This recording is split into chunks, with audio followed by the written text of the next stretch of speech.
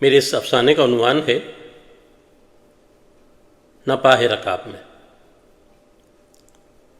ٹھیلے پر دھری ہوئی پرانی کتابوں کو کھنگالتے ہوئے میری نگاہ بوسیدہ غیر مجلد کتاب پر پڑی۔ الٹ پلٹ کر دیکھا، کتاب کا عنوان اور مصنف کا نام غائب تھا۔ ورق الٹے تو اندازہ ہوا کہ کوئی کہانی ہے۔ مجھے اشتیاق ہوا۔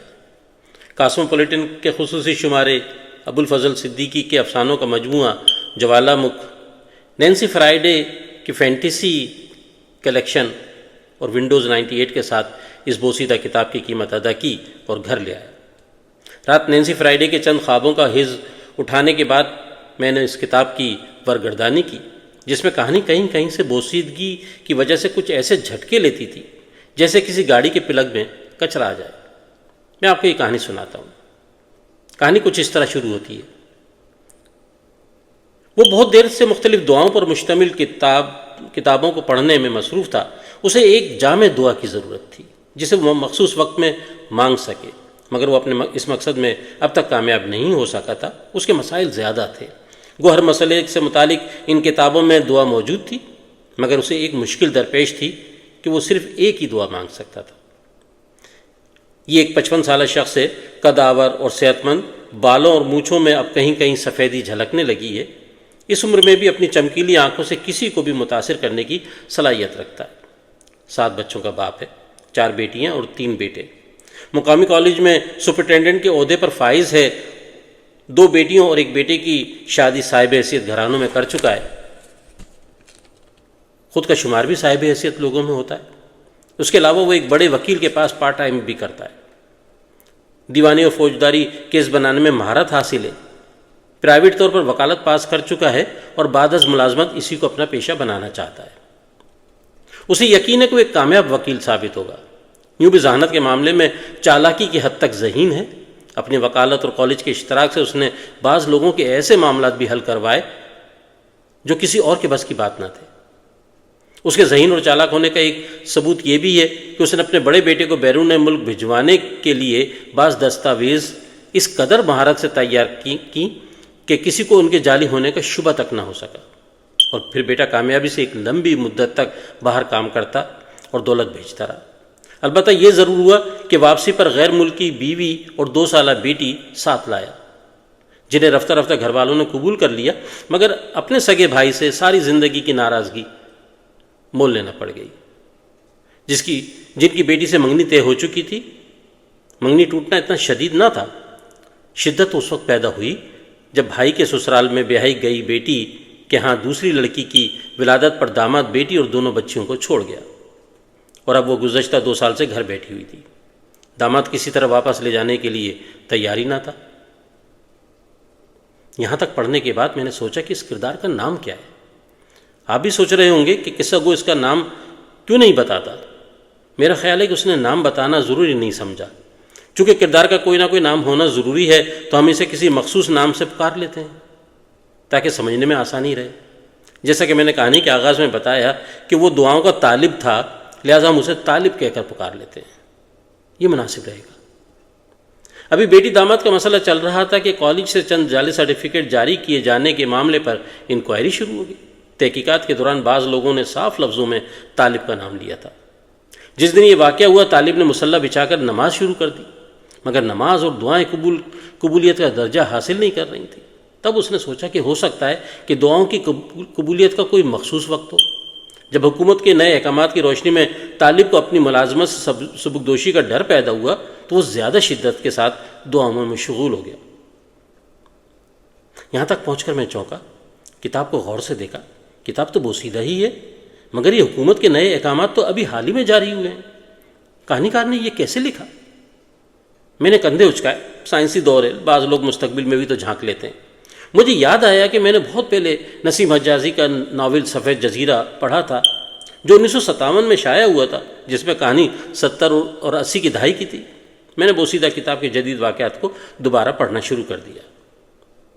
طالب کے مسائل بڑھتے ہی چلے جا رہے تھے۔ گھر اور بینک میں رکھا ہوا روپیہ بھی اس کی مشکلات کو کم کرنے میں مددگار ثابت نہیں ہو رہا تھا۔ تب ایک دن اس کی نگاہ اخبار میں شائع ہونے والی ایک باتصویر خبر پر پڑی، جس میں بیرون ملک مقیم مشہور پامسٹ کی چند دن کے لیے پاکستان آمد اور ان کے قیامگاہ کا پتہ تھا۔ طالب نے اسی دن ہوٹل میں ان سے رابطہ کیا اور ملاقات کی، اپنا ہاتھ دکھایا، ذائچہ بنوایا۔ ہر طرح اسٹڈی کرنے کے بعد پامسٹ نے بتایا کہ مشکلات دور ہو جائیں گی، آپ کی زندگی میں ایک ایسا لمحہ موجود ہے جب آپ جو بھی دعا مانگیں گے وہ قبول ہو جائے گی۔ شاید وہ گھڑی ان بہت سی گھڑیوں میں سے کہیں موجود ہو۔ طالب نے خود کو دعاؤں میں مشغول کر لیا، لیکن کوئی راہ نہیں بن پا رہی تھی، بلکہ مشکلات میں مسلسل اضافہ ہوتا جا رہا تھا۔ تب اس نے پامسٹ کو بیرون ملک خط لکھا اور ان سے درخواست کی کہ آپ مجھے وہ وقت بتا دیں جب میری دعائیں قبول ہو جائیں۔ خط کے جواب میں پامسٹ نے صرف اتنا کہا کہ یہ ممکن نہیں ہے، آپ دعائیں مانگتے رہیں، قبول ہو جائیں گی۔ جس دن خط کا جواب موصول ہوا، ایک نئی مصیبت بھی گھر میں ساتھی داخل ہو گئی۔ سب سے چھوٹے بیٹے کو چند نوجوانوں نے بری طرح مارا پیٹا اور ایک بازو پہ توڑ ڈالا۔ نوجوانوں کی شکایت تھی کہ یہ لڑکا انٹرنیٹ کیفے میں بیٹھ کر مسلسل ان کی بہن کے ساتھ بیہودہ چیٹنگ کرتا ہے، برہنہ تصویریں اسکین کرواتا ہے اور ان کی بہن کو بھیجتا ہے۔ میں ایک بار پھر چونکا، انٹرنیٹ، چیٹنگ اور یہ بوسیدہ کتاب، چھ معنی بات۔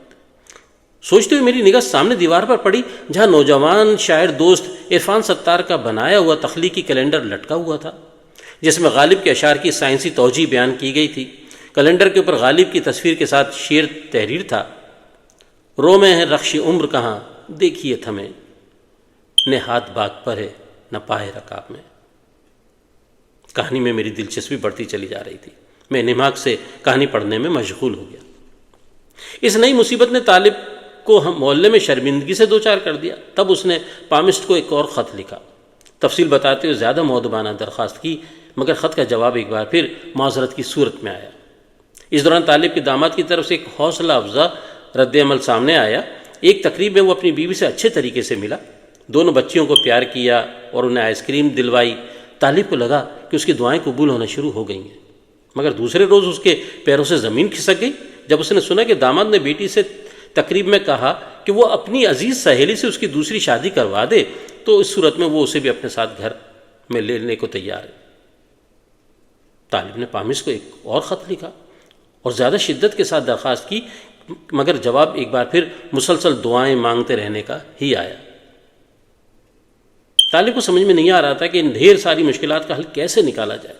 چھوٹے بھائی کی ناراضگی، بیٹے کی رسوائی، بیٹی کا 2 سال سے زیادہ گھر میں بیٹھنا، دفتر میں انکوائری اور دوست احباب میں خفت جیسے معاملات نے اسے ذہنی مریض بنا ڈالا تھا۔ اس کی ذہانت بھی اسے کوئی راہ نہیں سجا رہی تھی۔ وہ راتوں میں دیر تک جاگتا رہتا۔ پہلے راتوں میں جب اس کا پوتا رویا کرتا تو وہ مسکرا کر اپنی بیوی سے کہتا کہ گھر میں چھوٹے بچے کے رونے کی آواز کسی نعمت سے کم نہیں ہوتی، مگر اب جب کہ اس کی بیٹی کی چھوٹی بیٹی راتوں میں رونے لگتی تو وہ چڑ جاتا اور پھر چھت پر جا کر ٹہلنے لگتا۔ دن میں انٹرنیٹ کیفے کے پاس سے گزرتے ہوئے اس کی گردن خود بخود جھک جاتی۔ اس کی بڑھتی ہوئی مشکلات کا حساب اس کے بیڈ کے سائڈ ٹیبل پر رکھی دواؤں کی بڑھتی ہوئی تعداد سے لگایا جا سکتا تھا۔ اس نے پامسٹ کو ایک اور خط لکھا، مگر وہی اسٹیریوٹائپ جواب موصول ہوا۔ پھر ایک دن ایسا آیا کہ اس کی سائڈ ٹیبل پر ایک بھی دوا موجود نہیں تھی۔ وہ بہت خوش تھا، خود کو بہت بہتر محسوس کر رہا تھا، چنانچہ اس نے تمام دوائیں ٹوکری میں ڈال دیں۔ ہوا یوں کہ اچانک ایک دن ان کی پڑوسی ان کے ہاں آئے اور امریکہ میں مقیم کمپیوٹر انجینئر بیٹے کے لیے چھوٹی بیٹی کا رشتہ مانگا۔ دیکھے والے لوگ تھے، بہترین رشتہ تھا، انکار کی کوئی صورت ہی نہیں تھی۔ طالب نے فوراً ہاں کر دی۔ لڑکا اگلے ماہ پاکستان آ رہا تھا۔ دیکھتے ہی دیکھتے چھوٹی بیٹی کی شادی اور پھر رخصتی ہو گئی۔ فی الحال بیٹی صرف ایک دیوار کے فاصلے پر تھی، مگر کچھ عرصے کے بعد اسے اپنے شوہر کے ہمراہ امریکہ روانہ ہونا تھا۔ ایک شام کو چائے کے وقت لان میں بیٹھے ہوئے خوش گپیوں کے دوران جب داماد نے طالب کے چھوٹے بیٹے سے کہا کہ وہ کمپیوٹر کے چند سرٹیفیکیشن کورس کر لے تو پھر میں تمہارے لیے امریکہ کا کچھ چکر چلاتا ہوں، تو طالب کو یوں لگا جیسے اس کی ساری دعائیں قبول ہونے لگی ہیں۔ وہ بہت خوش تھا۔ اس نے اپنی سائڈ ٹیبل پر رکھی تمام دوائیں ڈسٹ بن کی نظر کر دی۔ وہ خود کو بہتر محسوس کر رہا تھا۔ وہ دکھوں کے بھاری حصار سے نکل کر خوشیوں کی ہلکی فضا میں آ گیا تھا، مگر خوشیوں کا یہ معمولی بوجھ سہارنے کے لیے جس دل کی ضرورت ہوتی ہے وہ اس کے پاس نہیں تھا۔ دوسرے دن دفتر سے واپسی پر گاڑی چلاتے ہوئے اسے سینے میں شدید درد محسوس ہوا۔ اس نے بیچ سڑک پر گاڑی روک دی۔ ذرا سی دیر میں رواں دواں ٹریفک میں خلل واقع ہو گیا۔ ایک گاڑی والا غصے میں قریب آیا، مگر دیکھ کر سہم گیا کہ طالب کا سر ایک طرف ڈھلکا ہوا تھا۔ چند ہمدرد لوگوں نے اسے قریبی اسپتال پہنچا دیا۔ طالب کو دل کا دورہ پڑا تھا۔ سائڈ ٹیبل پر ایک بار پھر دواؤں کی تعداد بڑھنے لگی۔ تب اس نے پامسٹ کو ایک اور خط لکھا اور اپنا پورا احوال تحریر کرنے کے بعد اس سے درخواست کی کہ وہ لمحہ بتا دیا جائے۔ چند دنوں بعد پامسٹ کا خط موصول ہوا، جس میں پامسٹ نے آخر مجبور ہو کر وہ وقت بتا دیا جب طالب کی ہر دعا قبول ہو سکتی تھی، مگر اس میں یہ بھی تحریر تھا کہ وہ گھڑی چند ساعتوں پر مشتمل ہوگی، لہذا کوئی ایک دعا مخصوص کر لی جائے جو کہ تمام مشکلات کا احاطہ کر سکے۔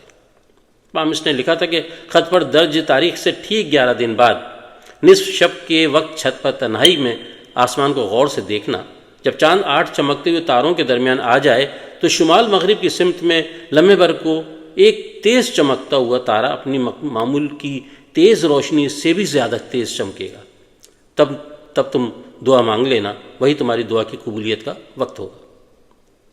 در حقیقت ایسا کوئی وقت نہیں تھا جس کے بارے میں یہ کہا جائے کہ صرف اسی وقت دعا مانگی جائے گی تو قبول ہوگی۔ طالب کے بار بار اصرار پر پامسٹ نے اپنے مشاہدے اور تجربے کی بنیاد پر ایک وقت گھڑ لیا اور اسے طالب کو بتا دیا تاکہ آئندہ اس کی فرمائش سے بچا جا سکے۔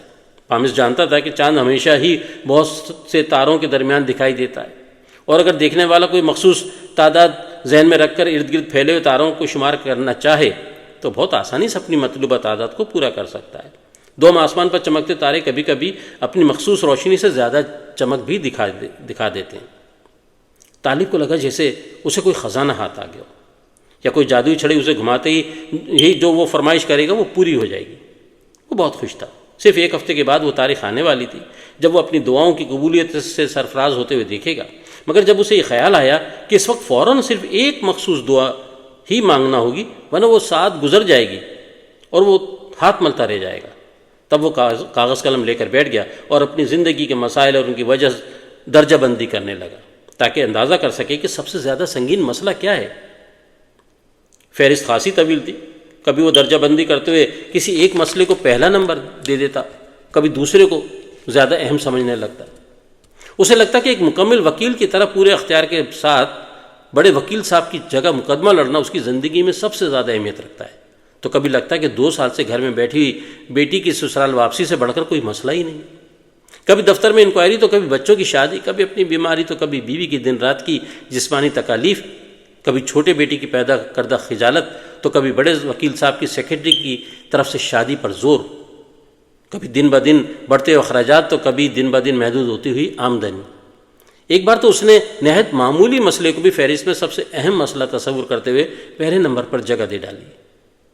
وہ مسئلہ اس لفظ سے آگے کچھ پڑھنے میں نہیں آ رہا تھا، کیونکہ کسی نے گہرا سیاہ قلم چلا کر اس صفحے کی باقی تمام سطریں سنسر کر دی تھی۔ قریبی سرخ قلم سے ایک بیہودہ شعر اور جملہ مزہ آ گیا لکھا ہوا تھا۔ اس کا مطلب سرخ قلم چلانے والے نے وہ سطریں پڑھی تھیں اور بعد ازاں سیاہ قلم چلانے والے نے وہ سطریں کاٹ دی تھیں، مگر وہ بیہودہ شعر کیوں نہیں کاٹا، یہ بات سمجھ میں نہیں آئی۔ میں نے کہانی کو آگے پڑھنے کے لیے صفحہ پلٹا، اگلے 2 صفحوں کے درمیان میں ایک مرجھائے ہوئے گلاب کی پتیاں کچلے جانے کا احساس دلا رہی تھیں۔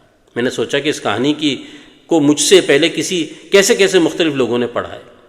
ایک بیہودہ شعر لکھتا ہے، دوسرا سنسر کرتا ہے، تو تیسرا کتاب میں گلاب رکھ کر اپنے جمالیتی ذوق کا احساس دلاتا ہے۔ میں نے کاغذ کے 2 ٹکڑوں کے بیچ قیمتی چاندی کے ورق کی طرح دبے ہوئے گلاب کو سیدھے ہاتھ کی انگلیوں میں پکڑ کر، یہ جانتے ہوئے کہ سوکھے پھول خوشبو نہیں دیا کرتے، سونگھنے کی کوشش کی اور الٹے ہاتھ سے کتاب پکڑ کر کہانی کو مزید آگے پڑھنے لگا۔ دوسرے دن دفتر میں اسے سنگن ملی کہ انکوائری میں سارا مواد اس کے خلاف بھرا ہوا ہے، اور اگر انکوائری کمیٹی نے سفارشات مرتب کرتے ہوئے نشاندہی کر دی تو نئے آرڈیننس کے تحت بغیر شوکاز نوٹس اسے نکال دیا جائے گا۔ طالب نے گھر لوٹتے یہی فیصلہ کیا، میرا سب سے اہم مسئلہ یہی ہے، لہٰذا اسی کے حل کے لیے دعا کروں گا۔ مگر گھر پر اس کے لیے ایک نئی مصیبت سر اٹھائے کھڑی۔ وکیل صاحب کی پرسنل سیکرٹری اس کے گھر والوں سے ملنے آئی ہوئی تھی۔ آج پہلی بار یہاں آئی تھی۔ طالب اسے دیکھ کر پریشان ہو گیا۔ ڈرائنگ روم میں جب ذرا دیر کو تنہائی ملی تو اس نے سیکرٹری سے آنے کا سبب پوچھا۔ اس نے جواب دیا، ایک خوشخبری ہے جسے میں صرف تمہارے ساتھ شیئر کرنا چاہتی ہوں۔ خوشخبری یہ ہے کہ میں تمہارے بچے کی ماں بننے والی ہوں۔ اب اس سے پہلے کہ لوگ اس بچے کو الٹا سیدھا بولیں تو مجھ سے شادی کرو۔ یہ سن کر طالب کے اوسان خطا ہو گئے۔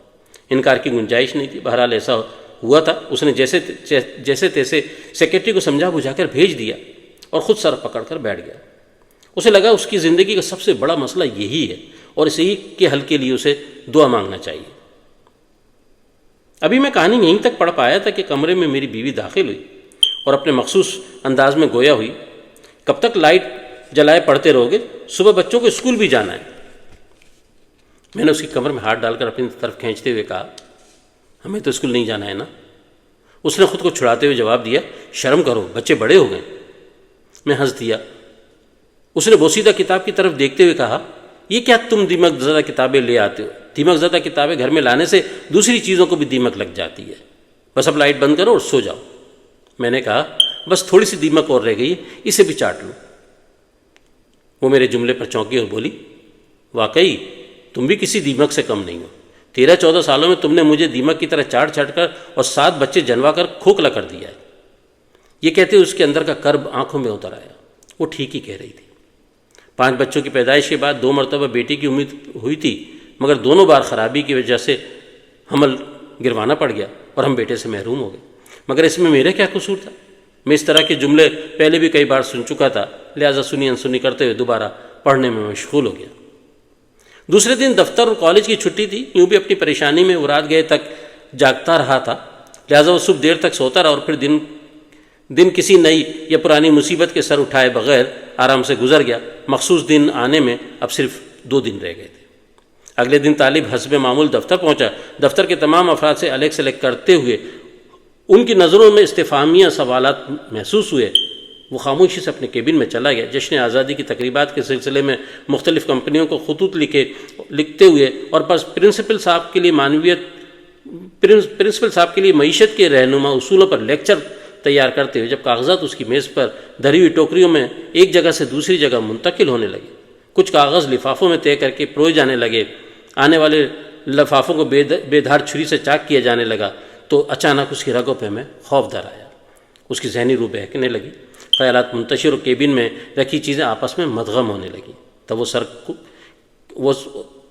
سر کو کرسی کی پشت سے ٹکا کر ریسٹ کرنے کی پوزیشن میں آ گیا اور سوچنے لگا، ایسا کیوں کر ہو رہا ہے؟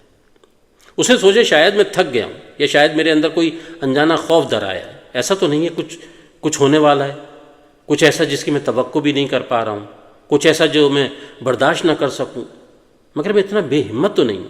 ہاں نہیں ہوں۔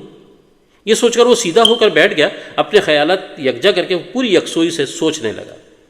کچھ ہی دیر میں فیصلہ کرنے کی پوزیشن میں تھا اور بہتر بھی محسوس کر رہا تھا۔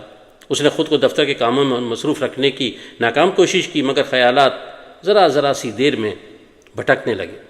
دوپہر کے وقت اس کی وہی کیفیت دوبارہ ہو گئی۔ وہ پریشان ہو گیا۔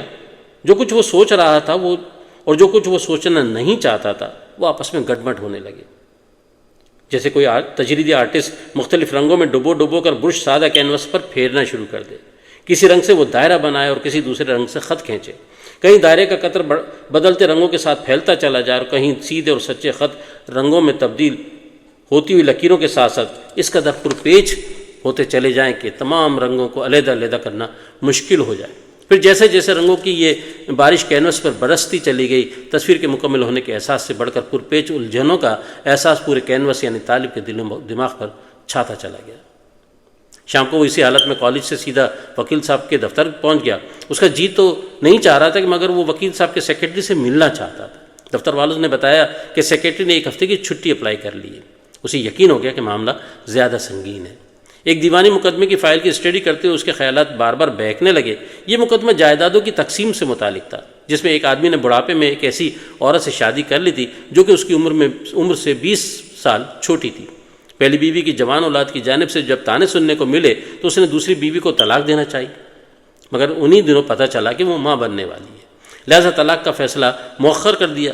بچے کی ولادت تک بڑے بچوں کی جانب سے طلاق کا مطالبہ زور پکڑتا چلا گیا۔ آخر کار مجبور ہو کر اس نے طلاق دینے کا فیصلہ کر لیا، لیکن طلاق کے موقع پر دوسری بیوی کی طرف سے کچھ ایسے کاغذات سامنے آئے جن پر موصوف کے دستخط سے یہ لکھا ہوا تھا کہ اگر کبھی طلاق دی تو آدھی جائیداد کی مالک وہ یا اس کی اولاد ہوگی اور اولاد پر باپ کا کوئی حق نہیں ہوگا۔ موصوف چیخے چلائے کہ یہ کاغذات جعلی ہیں، مگر اب بات عدالت تک پہنچ گئی تھی۔ موصوف کی طرف سے اس مقدمے کی پیروی بڑے وکیل صاحب کر رہے تھے۔ طالب کو مقدمے اور اپنے حالات میں مماثلت محسوس ہونے لگی۔ اس نے فائل بند کر دی اور گھر چلا آیا۔ دوسرے دن اس نے دفتر فون کر دیا کہ طبیعت ٹھیک نہیں ہے، آج نہیں آ سکوں گا۔ دوسری طرف سے اس کے دوست نے بتایا کہ تمہارا کیس سیکرٹری کے پاس اپروول کے لیے گیا ہوا ہے، سیکرٹری ایماندار آدمی ہے، کرپشن کے تو سخت خلاف ہے۔ طالب نے پوری بات سنے بغیر فون رکھ دیا۔ اسے گھبراہٹ ہونے لگی تھی۔ وہ اپنے کمرے میں جا کر لیٹ گیا۔ گھر کے دیگر افراد اس پر گزرنے والی کیفیت سے واقف نہیں تھے، ورنہ سب یہاں موجود ہوتے، مگر سب اپنے اپنے کاموں میں مصروف رہے، اور یوں بھی کون اب کسی دوسرے کے بارے میں سوچتا ہے۔ لوگ صحیح کہتے کہ نیند کانٹوں پر بھی آ جاتی ہے۔ طالب کو بھی آخرکار نیند آ گئی اور وہ بے خبر ہو کر سو گیا۔ یہاں صفحہ ختم ہو گیا تھا۔ کہانی اپنے اختتام کی طرف جیسے جیسے بڑھ رہی تھی، میری دلچسپی بھی بڑھتی چلی جا رہی تھی۔ میں نے آگے پڑھنے کے لیے اگلے صفحے پر نگاہ ڈالی، مگر وہاں ایک صفحہ پھٹا ہوا تھا۔ مجھے بے چینی ہونے لگی۔ کہانی اپنے کلائمیکس پر ہے اور یہاں صفحہ ہی غائب ہو گیا۔ آخر اس نے کون سی دعا مانگی ہوگی؟ مزید آگے دیکھا تو صرف 2 سطریں تھیں۔ اس کے بعد کہانی ختم ہو گئی تھی، یعنی قصہ گو اپنی بساط لپیٹ کر کھیل ختم ہونے کا اعلان کر چکا تھا۔ 2 سطروں سے واضح نہیں ہو رہا تھا کہ کہانی کا اختتام کیا ہوا ہوگا۔ ایک مفروضہ قائم کیا جا سکتا تھا۔ سطریں کچھ اس طرح کی تھیں کہ عدالت جانے سے پہلے بستر پر پڑی لاش نے مقدمے کا فیصلہ خود ہی سنا دیا اور طالب کو راہ بھی دکھا دی۔ میں کہانی کے اختتام کو ذہن میں ابھارنے کی کوشش کرنے لگا۔ میرے ذہن میں مفروضوں کی قطار لگی ہوئی تھی۔ میں نے آنکھیں موند لی اور سوچنے لگا کہ اس ایک صفحے پر کیا لکھا ہوا ہوگا۔ مرنے والے کو قتل کیا گیا تھا یا اس نے خودکشی کی تھی، اور پھر طالب کو کیا راہ سجائی دی؟ کیا وہ بھی؟ میرا ذہن اختتام کے بارے میں سوچتے سوچتے کہانی اور اس کے مصنف کی طرف جا نکلا۔ بھلا کہانی کار نے کیا بتانے کی کوشش کی ہے؟ مرکزی کردار دعا کیوں مانگنا چاہتا ہے؟ مسائل حل کرنے کی کوشش کیوں نہیں کرتا؟ اسے یہ کیسے یقین ہے کہ مخصوص وقت پر جو بھی دعا مانگے گا وہ قبول ہوگی؟ اور پھر یہ مان بھی لے جائے کہ آخری نتیجے پر پہنچنے کے بعد اس نے کیا کیا؟ کیا اس نے دعا مانگی؟ اور اگر مانگی تو کون سی؟ اور پھر کیا وہ دعا قبول ہوئی؟ جبکہ حقیقت میں ایسا کوئی مخصوص وقت تھا ہی نہیں۔ اگر نہیں مانگی تو پھر کیا وہ فیصلہ کیا؟ کیا مقدمے کے کردار نے کیا تھا؟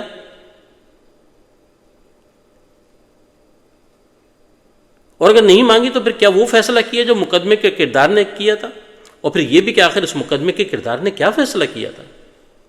میں آنکھیں موندے مسلسل سوچ رہا تھا کہ میری بیوی کی آواز نے مجھے چونکا دیا۔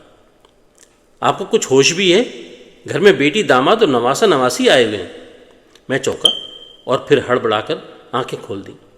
کمرہ وہی تھا جہاں میں کچھ دیر پہلے موجود تھا، مگر کمرے میں بہت سا سامان بدلا ہوا تھا، کچھ نیا کچھ پرانا فرنیچر، کھڑکیوں کے پردے نئے جن پر رنگوں کی کوس و قزح بکھری ہوئی تھی، کتابیں بڑھ گئی تھیں اور بے ترتیب بھی، جیسے کوئی یوں ہی پڑھ کر ادھر ادھر ڈالتا رہے۔ میری بیوی عمر میں اب کچھ دیر پہلے سے زیادہ کی دکھائی دے رہی تھی۔ تھوڑی دیر پہلے جو بوسیدہ کتاب میں پڑھ رہا تھا اور جسے میں نے آنکھیں موندنے سے پہلے میز پر رکھ دیا تھا، وہ وہاں نہیں تھی، بلکہ اس کی جگہ ایک نئی کتاب رکھی ہوئی تھی۔ وہی سائز، وہی اوراق، مگر نئی۔ میں نے کتاب اٹھائی اور الٹ پلٹ کر دیکھا، وہی کہانی تھی، مگر بالکل نئی حالت میں۔ مجھے تجسس ہوا کہ وہ کہانی ابھی میں نے جو پڑھی ہے اس کا آخری سے پیشتر صفحہ غائب تھا، لہذا اس میں تو ضرور موجود ہوگا۔ مگر میری حیرت کی انتہا نہ رہی جب وہ صفحہ نئی کتاب میں بھی پھٹا ہوا تھا۔ میری بیوی جو پاس ہی کھڑی ہوئی تھی بولی، تمہارے لاڈلے نواسے نے ابھی ابھی تمہاری اس کتاب کا یہ صفحہ پھاڑ کر کرچی کر ڈالا، وہ دیکھو وہاں پڑا ہوا۔ میں نے دوڑ کر اسے اٹھایا، مگر وہ اب اس قابل نہیں تھا کہ میں اسے پڑھا جا سکے۔ کاغذ کے چھیتڑے بچے کی زبان سے گیلے ہو کر اور بھی خراب ہو گئے تھے۔ میں نے بدلی فضا کا جائزہ لیتے ہوئے سامنے والی دیوار کو دیکھا جہاں پہلے عرفان ستار کا دیا ہوا کیلنڈر لٹکا ہوا تھا، مگر اب وہ کیلنڈر بھی موجود نہیں تھا۔ میں اس حیرت قدم میں سر پکڑ کر بیٹھ گیا ہوں۔ مجھے سمجھ میں نہیں آ رہا ہے کہ مستقبل میں سفر کرتے ہوئے ماضی کی سیر کر آیا ہوں یا ماضی کو ٹٹولتے ہوئے مستقبل میں جست لگائی تھی۔ کیا آپ مجھے بتا سکتے ہیں؟